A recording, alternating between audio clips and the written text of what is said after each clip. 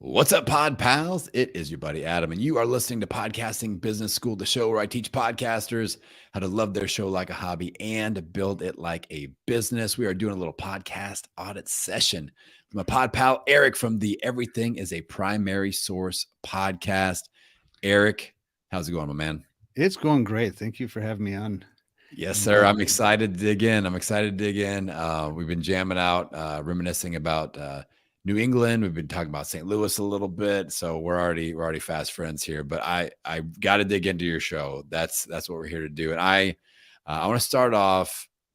I want to know a little bit more about the ideal listener for your show, so I can get a better idea of who you're really trying to target. So I the podcasts I like to listen to are the conversational, analytical, kind of what I do. So I would say the ideal listener is somebody who just kind of wants to escape from what they're doing, whether it's driving a car, doing some work around the house, because that's when I listen to that kind of podcast, Okay. and allow their mind to be wrapped up in the conversation. So I don't have an age demographic right now, that I go for. And from the kinds of topics that I cover, I mean, the first name of the show says it all. It's everything.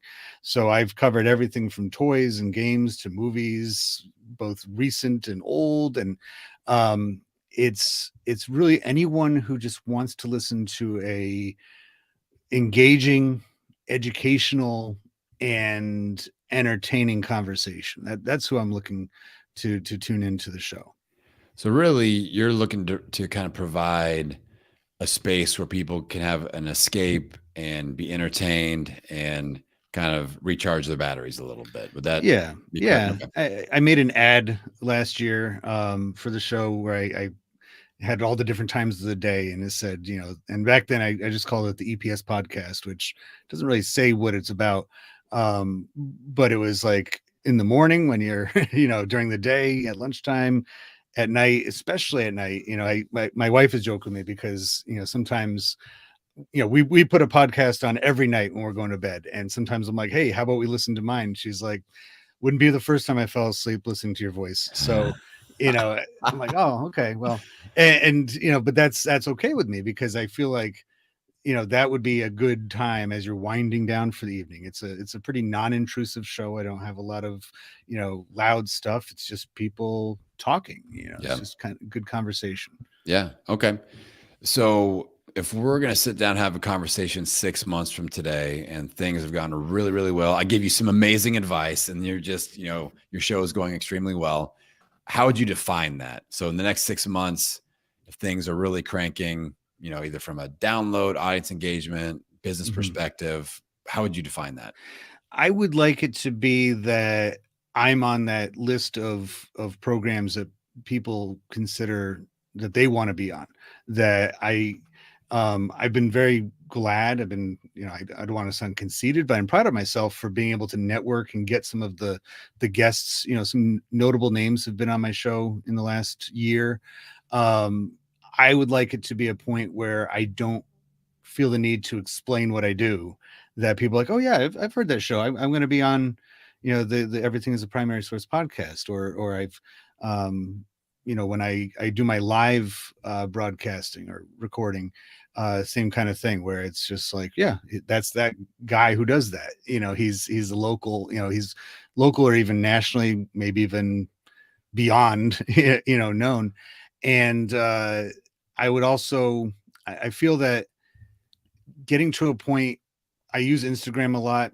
Okay. I'd like to get more followers, because I feel that the show, a lot of what we talk about is media, a lot of imagery, and we're only using voices. So I would like to get to the point where, I don't want to say media empire, but get to a point where I can have, the people who follow me on Instagram are also tuning into the show Yeah. and follow me on Substack, and it's like multi-pronged approach. So Yeah.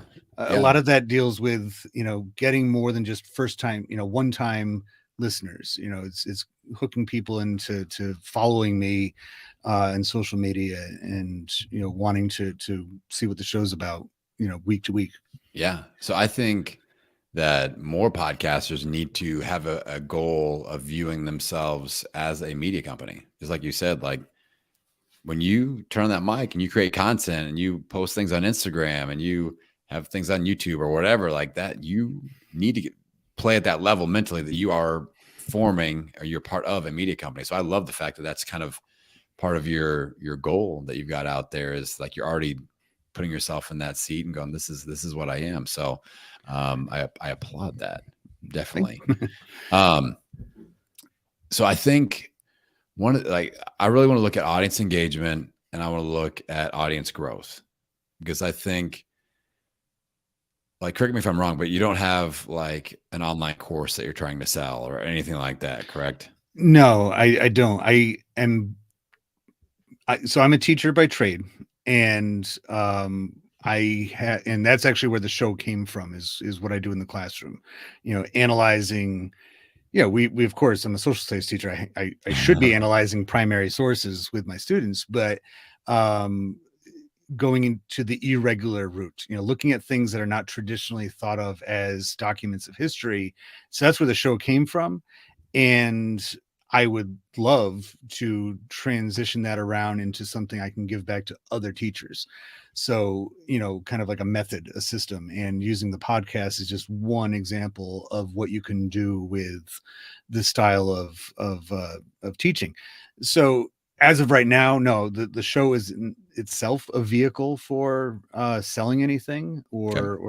but it would be, to go back to your question about 6 months from now, like kind of like part of a package, that media package that I'm offering. Yeah. Okay. So I think that content categorization and curation, you could kind of lean into that, because I'm really thinking like, how do we really leverage search engine optimization and keywords and things like that? So Mhm, I could see, I know there are podcasts like yours, or where they're just covering different topics, but they'll go on a deep dive on a really trending keyword rich topic for mhm, 3 or 4 episodes. And they've got those keywords in the episode titles. And that's what's pulling in that audience, mhm, that, it could be on anything. Like my friend, um, Meredith just did an episode on like cold exposure and ice baths and things like that, because people, you on Instagram, myself included, I'm jumping in my ice bath every day and mhm, freezing my butt off. But like a lot of people are interested, and this is a trending topic, so you could do mhm, 1, 2, 3 episodes on and just kind of unpacking different angles of trending topics, hot news stuff, whatever, and you're having conversations. You can have different experts on for mhm, different approaches. Like you could dive into the world of politics, news, whatever you want, and just hit this thing from a million different angles, with different types of conversations, different types of, you could have group panels, you could have different experts, whatever, but mhm. really leverage the keywords to bring more people into your world. So, Right.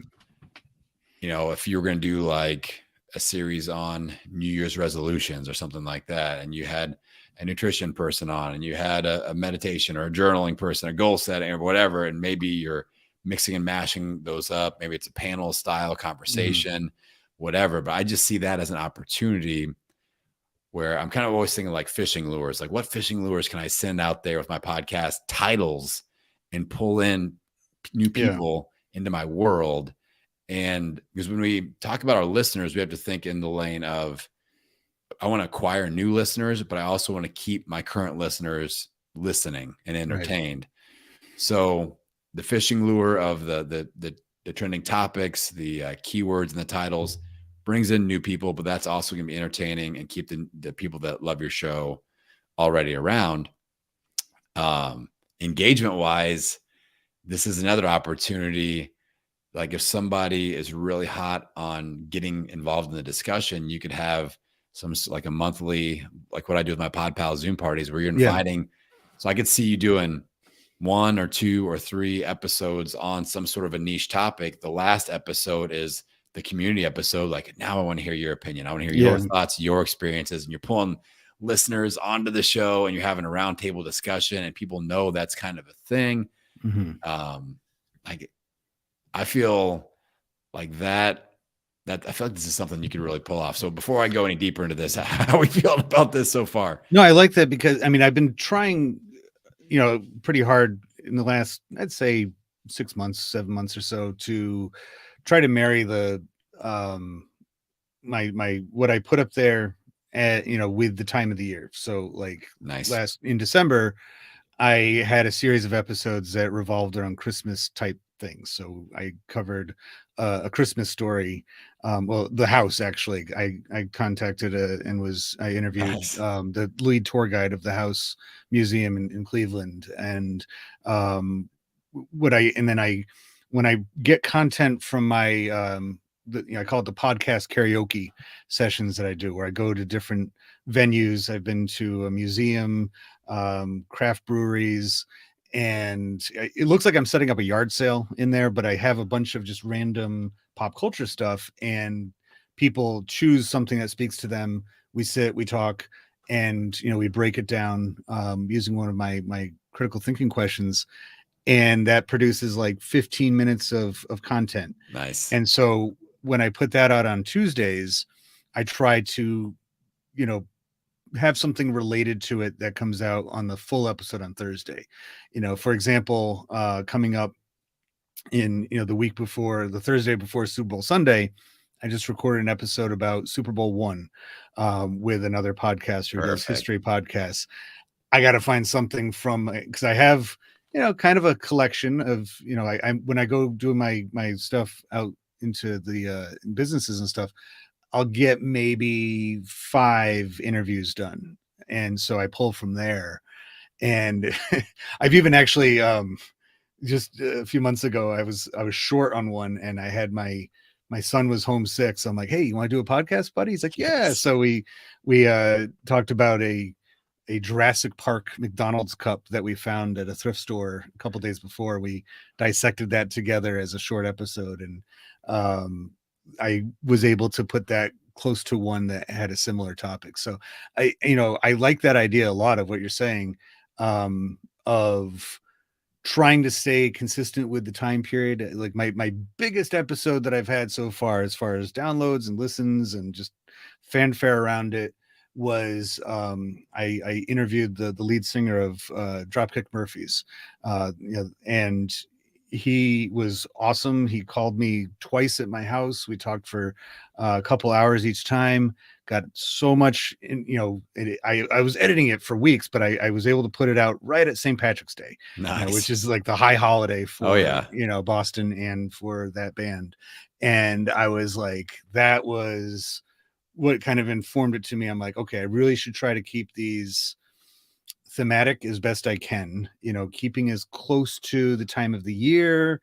With the Substack, it's like I'll be writing an article, I'll be writing a column, and all of a sudden, like something like, last week when Lisa Marie Presley died, I'm like, oh, I probably should address that in some regard, Yeah. and Yeah. keep that topical. So it's a little bit of a juggling thing, Yeah. and especially when I try to make content, for the full length episodes, I record sometimes weeks in advance, so I don't know what's gonna be trending at any given time. Yeah. But I do like your idea of having like a monthly, because that's what the show's all about. It's meant to be very democratic. Yeah. I'm the host, I'm not the guru. I want people to join me, and have those Yeah. conversations. Yeah. I mean, I think if you're able to get your audience to be a part of your show, that's always a win. If you're able to create super fans for your show, that's always a win, because these are the people.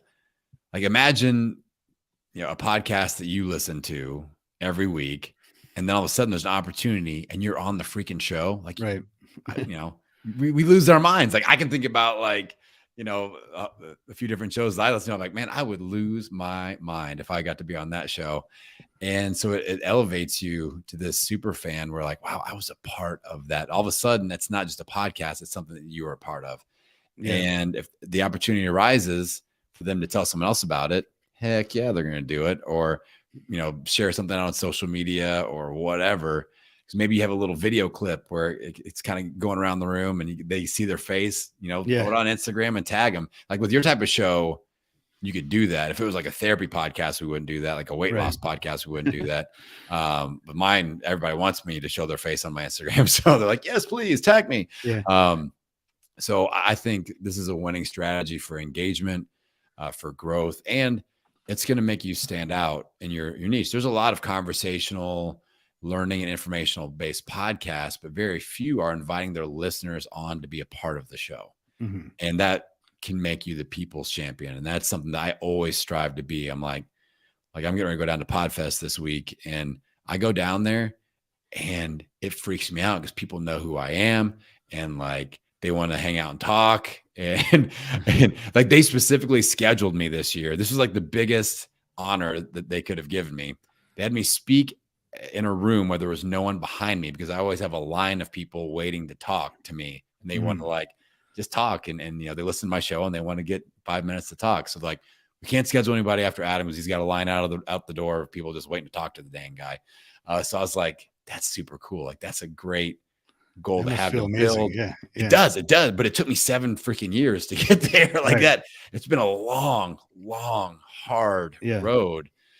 So, but that was built one super fan, one conversation at a time. I've just been doing that for 7 years, and that's why I get that kind of a result. So just look at opportunities. Like if somebody engages with you on Instagram, or you put something out via email and somebody responds back, oh, I really love this episode, look to invite them onto the monthly chat. Like, hey, have you come to one of the monthly chats yet?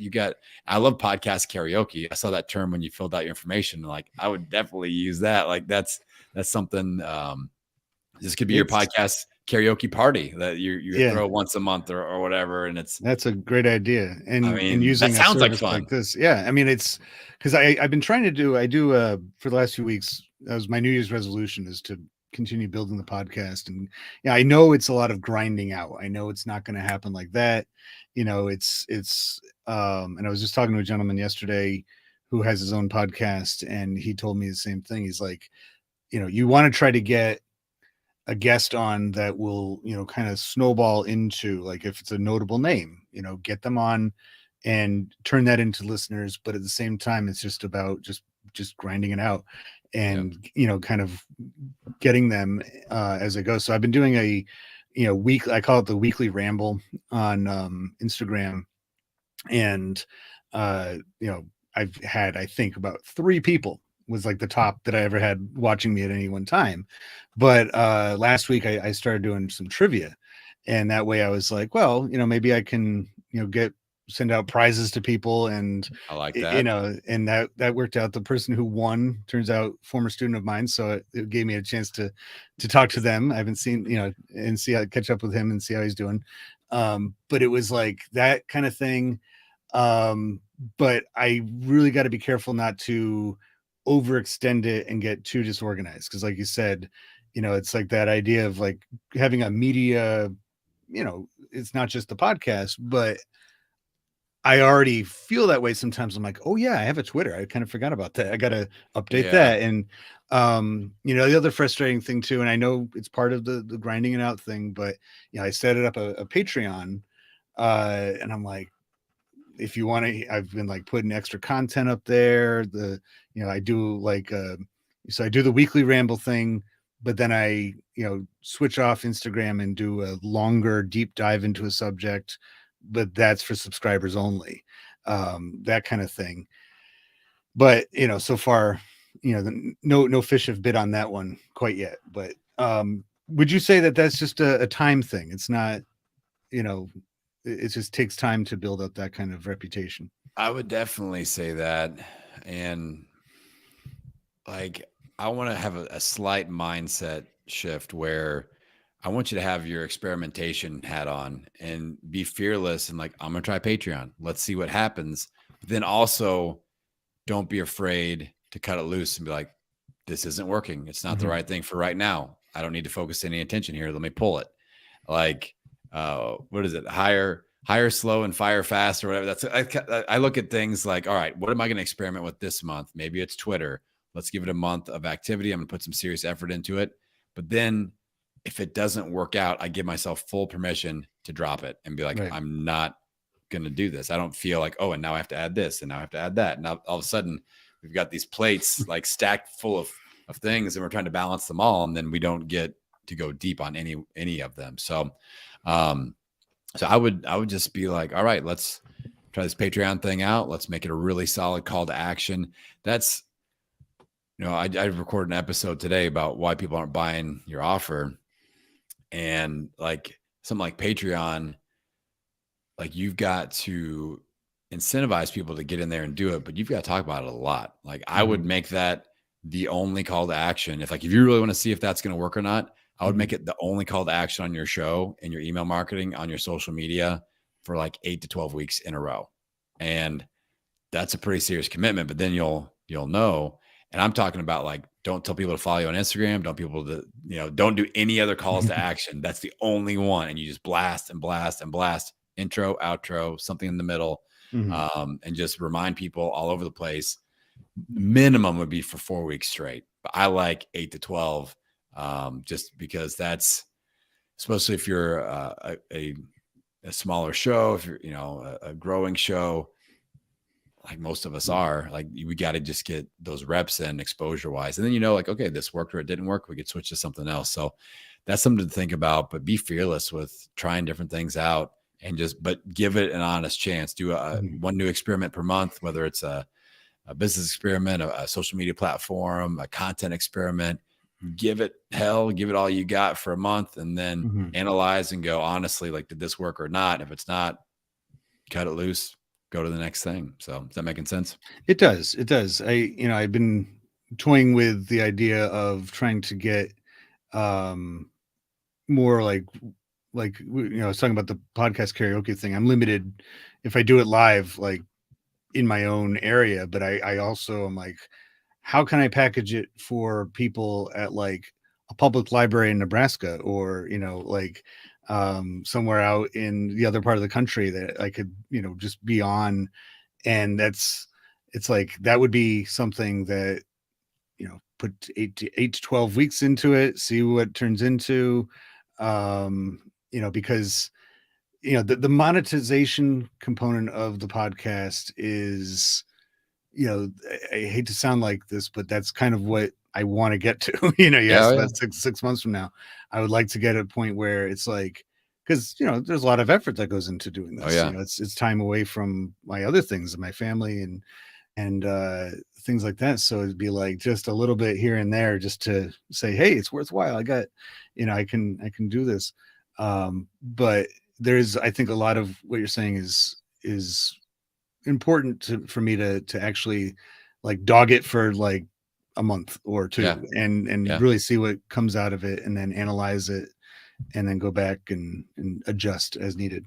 Yeah. And I think just as kind of like a wrap up quick monetization idea, somebody like you're an experienced podcaster, you have your media hat on, like you have good media experience now. You're a local educator, you got connections there. Like you're the type of person, you could go to a local like BNI meeting or Chamber of Commerce meeting and schedule a little talk on how to start a podcast. And then you could be a paid consultant on local people that want to start a podcast. Like that is easily done. And you don't have to do an online course or anything. Like you could just do an hour session and sit them down and be like, here's how you don't screw this thing up. and you get them going. And that's something you can do, or consult with schools. I know a lot of schools that are looking to do podcasting clubs, teaching kids how to podcast. I started one in my school. I guess I go, as far as like doing it while I'm teaching, not while I'm teaching, but like, the that's why I can't be a teacher. I'd be like, social studies, let's talk podcast studies. Yeah, let's everybody go to this website. That's the ethical component of that. But believe me, exactly what you just said is on my mind, because I was at the Makers Fair last year, the New Hampshire Makers Fair, and I was doing my podcast karaoke, and I had a really nice family talking to me. And after we were done recording, they're like, oh, we're thinking about starting a podcast. And they start asking me like advice. I'm like, I'm just like you. I'm an amateur. Like I don't, but it felt really nice that they were asking me for my input. and I guess the barrier and I need to get past with that is that imposter syndrome that I'm like, well, who am I to tell anybody else how to podcast? Yeah. But Well, then I look at my 70 plus episodes and I'm like, maybe that's my basis for, yeah. you know, And like, Eric, you got to you, think about you like a month or 3 months before you started. Because I yeah, guarantee you didn't start the day that you had the idea. Like you probably had a little ramp up zone of thinking yeah, about it for a while. So think about that version of you meeting the current version of you. Like if that version of you was to give you $500 for a couple hours of your time, do you think the current version of you would be able to get you to where you are now quicker? Yes or no? I think Like, so. Yeah. yeah, You know, I 100% think so. And these people that are like, I don't know what mic to use. I don't know, where do I record? How do I record? How do you find guests? Blah, blah. And these are just simple things that you do automatically now mm, that you could consult on. And people like yourself, like there aren't that many podcasters out there that really know what the heck they're doing where they can get to 70 episodes. Most people don't get to 7. mm, So like you can be a really valuable local resource, especially like I would have killed to had somebody like you back when I first started 7 years ago. I didn't know how to get anything on Apple Podcasts. I started just recording. I figured out GarageBand. I had a bunch of episodes on my computer. I'm like, how do I make it on the Apple thing? I don't know. So I'm hunting somebody down locally. I was like, there's this dude. He's an insurance salesman. I heard he has a podcast. I just showed up at his office. And I was just like, hey, you got to show me how to get my show onto Apple Podcasts. I was like, I might buy insurance from you, I might not, but you need to show me how to do this podcast thing. So like that I wouldn't discount it. That's an idea that I would just put yeah, out there and maybe just be ready the next time that you're at one of those events that's something that you could use, at least make some money so this isn't just an expensive hobby. I want you to, right. let it pay for itself a little bit. Make Yeah, sense? it does. It makes sense, and hopefully dollars. Yes, Yeah. dollars and cents. All right. I want you to shout your website, social media. So anybody listening, maybe they want to be a Sure. part of your show. Maybe they want to throw you some Patreon money. So shout them out. Sure. So EPS podcast is pretty much the component to everything. Instagram/EPS podcast with some spaces in between EPS, the EPS podcast. EPSpodcast.club is the website and all the links to everything there. I'm also on Linktree, Substack. So it's EPSpodcast.substack.com. And the Patreon is patreon.com/EPS podcast. So I'm there. I have a Facebook group, but that you have to get through to the Linktree is probably the best way to get to the group, and that's where you'll find me. Super cool, man. Well, Eric, I'm excited for you. I'm here to support you. We are now officially Pod Pals, that we have created content together. That's right. If you all are listening and you want to be just like Eric and you want to come on the show for a podcast audit, I recommend going to the website, podcastingbusiness.school, get signed up, grab your seat, and come on the show, and I'll treat you right, just like my buddy Eric here. So with that, Pod Pals, appreciate you tuning in, and I'm going to send you out into the world wishing you health, happiness, and many downloads. We will see you next time.